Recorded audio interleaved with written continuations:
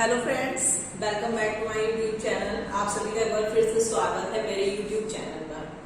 तो हम बात कर रहे थे कार्ल मार्क्स के बारे में। अभी तक मैंने आप लोग को जो भी टॉपिक्स पढ़ाए हैं कार्ल मार्क्स से रिलेटेड, तो कार्ल मार्क्स के बारे में हम उनकी लाइफ हिस्ट्री पढ़ चुके हैं और अब हम उनकी थ्योरीज लेके चल रहे थे। तो थ्योरीज में हमने सबसे पहले उनकी सोशल चेंज की थ्योरी पढ़ी थी। सेकेंड हमने पढ़ी उनकी आइसोलेशन की थ्योरी, जो अलगाव का सिद्धांत उन्होंने दिया था। अब नेक्स्ट जो हमारी थर्ड थ्योरी है वो है हमारी अतिरिक्त मूल्य का सिद्धांत। तो मैंने अपने पिछले वीडियो में आप लोगों को बोला था कि मैं वर्ग संघर्ष का सिद्धांत जो हमारी नेक्स्ट थ्योरी है वो पढ़ाऊंगी, लेकिन वर्ग संघर्ष के सिद्धांत से पहले मैं आप लोग को एक जो अतिरिक्त मूल्य का सिद्धांत है जो थ्योरी कार्ल मार्क्स जी ने दी थी उसके बारे में आप लोग को बताऊंगी। अतिरिक्त मूल्य के सिद्धांत को हम सरप्लस वैल्यू कहते हैं। तो इस थ्योरी में कार्ल मार्क्स के सिद्धांतों से अति मूल्य के सिद्धांत का भी अपना ही एक प्रमुख स्थान है। जो कार्ल मार्क्स जी ने अपनी थ्योरीज दी हैं वो सभी थ्योरीज काफी इंपॉर्टेंट है, बट उन थ्योरीज में से जो अतिरिक्त मूल्य का सिद्धांत है, जो अतिरिक्त मूल्य की जो थ्योरी है उसने एक अपना ही अलग स्थान बनाया हुआ है।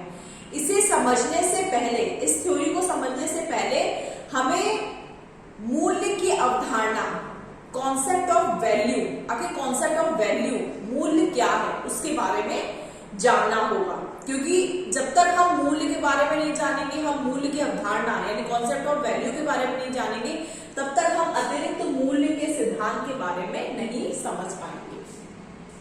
तो अब बात आती है concept of value.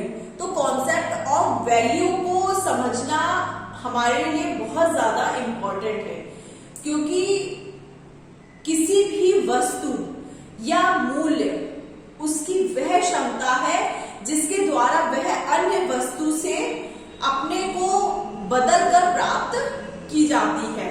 For example मान लीजिए हम अगर मार्केट जाते हैं, कोई सामान खरीदते हैं, तो उस सामान को खरीदने के लिए हमें उस सामान की कीमत अदा करनी पड़ती है, यानी उस सामान का हमें मूल्य चुकाना पड़ता है, तब वो सामान जो है दुकानदार हमें देता है। हमें फ्री में नहीं मिलेगी कोई भी चीज, हमें पहले उस वस्तु का मूल्य चुकाना होगा, तब वो चीज जो है वो हमें मिलेगी। तो इस प्रकार प्रत्येक वस्तु जो होती है उसका मूल्य जो है वो दो रूपों में दिखाई देता है। पहला जो है वो है उसका उपयोग मूल्य यानी यूज वैल्यू। फर्स्ट जो है वो है उपयोग मूल्य यानी उसकी यूज वैल्यू। आखिर उस वस्तु का हमारी लाइफ में क्या यूज है, क्या उपयोग है।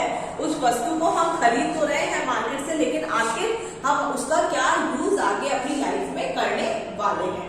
अब ये तो फर्स्ट हो गया। अब सेकंड जो है वो सेकंड है हमारा विनिमय मूल्य यानी एक्सचेंज वैल्यू। फर्स्ट तो हो गया हमारा उपयोग मूल्य, यूज वैल्यू। अब सेकंड है हमारा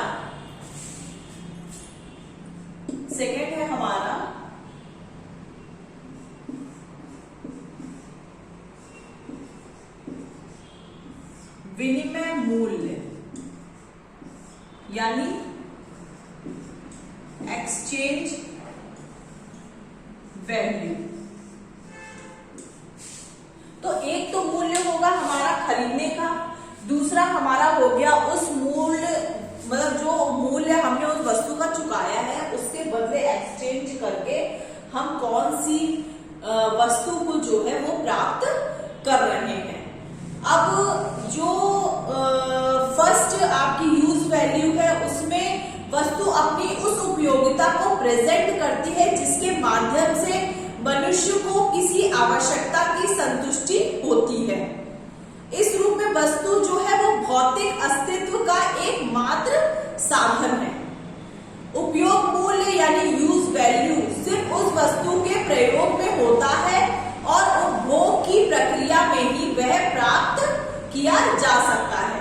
फॉर एग्जाम्पल के लिए मान लीजिए कोई डायमंड है,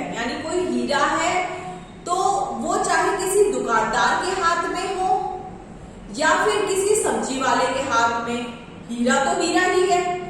अब कोई भी वस्तु है, कोई भी इंपॉर्टेंट चीज है जिसको आप पाना चाहते हैं, वो चाहे किसी गरीब के हाथ में हो, चाहे किसी अमीर के हाथ में हो, उस वस्तु का जो मूल्य है या जो उसकी प्रेजेंट है, उसकी प्रेजेंटनेस जो है वो कभी भी चेंज नहीं होती है। एक हीरा चाहे वो एक जौहरी के पास हो, चाहे वो एक इंसान के पास हो जो उसे खरीद रहा है, हीरा हीरा ही रहता है। हीरे की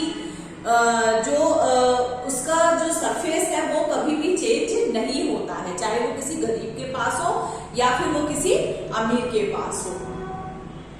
अब क्योंकि किसी वस्तु का उपयोग ही उसके मूल्य को अभिव्यक्त करता है, वस्तु का उपयोग जिस प्रकार से होगा उसका मूल्य उसी प्रकार से बढ़ता चला जाएगा। अब जो सेकंड है हमारा विनिमय मूल्य यानी एक्सचेंज वैल्यू, जो है एक ऐसी वस्तु है जिसका दूसरी वस्तु से विनिमय यानी एक्सचेंज किया जा सकता है। वस्तु की इंपॉर्टेंट ही इसे यूज वैल्यू या एक्सचेंज वैल्यू से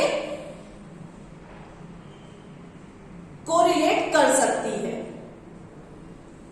अब जो उपयोग मूल्य हो गया, जो यूज वैल्यू हो गई, यूज वैल्यू वो हो गई जो हमें कोई सामान चाहिए था, हमने दुकानदार से वो पैसे लेकर के वो चीज खरीद ली। लेकिन विनिमय मूल्य हो गया जब हम उसी चीज को किसी और नेक्स्ट जो थर्ड पर्सन है उसको हम बेच देंगे आगे, तो वो हमारा हो गया एक्सचेंज वैल्यू, यानी वो वस्तु हमारे पास से किसी और व्यक्ति के पास चली जाती है और वो जो व्यक्ति जो है वो उस वस्तु से और अन्य तरीके का क्या कहते हैं पैसे कमाने का जरिया निकाल लेता है। तो एक तरीके से देखा जाता है कि वो विनिमय मूल्य हमारा कहलाता है। अब मार्क्स ने जो आपके अतिरिक्त मूल्य के आधार पर यह सिद्ध करने का प्रयास किया है कि मजदूर वर्ग का शोषण करने तथा पूंजी में वृद्धि के लिए अतिरिक्त मूल्य की महत्वपूर्ण भूमिका है। वस्तु के उत्पादन में श्रम तथा कच्चे माल को मिलाकर जो लागत आती है वह उस वस्तु का ही वास्तविक मूल्य हो जाती है, और यदि उससे अधिक मूल्य में बेची जाती है तो वह अतिरिक्त मूल्य कहलाता है। अतिरिक्त मूल्य पर श्रमिकों का अधिकार होना चाहिए, जबकि इसको जो पूंजीपति थे वो खुद हड़प जाते थे। अब जो अतिरिक्त मूल्य वह साधन है जो श्रमिक के पसीने से पूंजीपति द्वारा कमाया जाता था। मार्क्स ने कहा है कि श्रम ही विनिमय मूल्य का निर्णात्मक तत्व है। श्रमिकों को यह धन ना मिल पाने के कारण ही उनमें असंतोष की भावना जो है वो जागृत होती है। अब कार्ल मार्क्स जी ने जो उपयोग मूल्य और विनिमय मूल्य का जो कॉन्सेप्ट आप लोगों को समझाना चाहा है उसमें उन्होंने यही बताया है कि जो अतिरिक्त मूल्य, जो उपयोग मूल्य तो हो गया, आपने कोई चीज पैसे देकर के मार्केट से वो चीज खरीदी, मार्केट से खरीदने के बाद आपने आगे किसी थर्ड पर्सन को वही वस्तु जो है वो और ज्यादा दामों में बेच दी, तो वो जो है वो क्या हो गया, आपका अतिरिक्त मूल्य हो गया। फॉर एग्जाम्पल के लिए कार्ल मार्क्स जी ने बताया कि आप जो श्रमिक वर्ग था, मान लीजिए कोई श्रमिक है, ठीक है, कोई श्रमिक है वो किसी जूते के कारखाने में काम करता है। जूते के कारखाने में काम करने के उसको मान लीजिए एक जोड़ी जूते बनाने के लिए उसको जो पूंजीपति वर्ग है, जो कारखाने का मालिक है, वो उसे 8 रुपए देता है एक जोड़ी जूते बनाने के, और इस जोड़ी पर 10 रुपए की मान लीजिए कोई भी सामान यूज होता है, जो चमड़ा वो यूज करते हैं, जो धागा वो यूज करते हैं जूते को बनाने के लिए, या और भी कोई चीज बनाने के लिए जूते के ऊपर और भी कोई खर्चा आता है, तो टोटल में 10 रुपए लगते हैं। तो यानी जो पूंजीपति वर्ग है, यानी जो मालिक है कारखाने का, वो एक मजदूर को एक जोड़ी जूते बनाने के 8 रुपए देता है और 10 रुपए ऊपर से उसमें लागत होती है।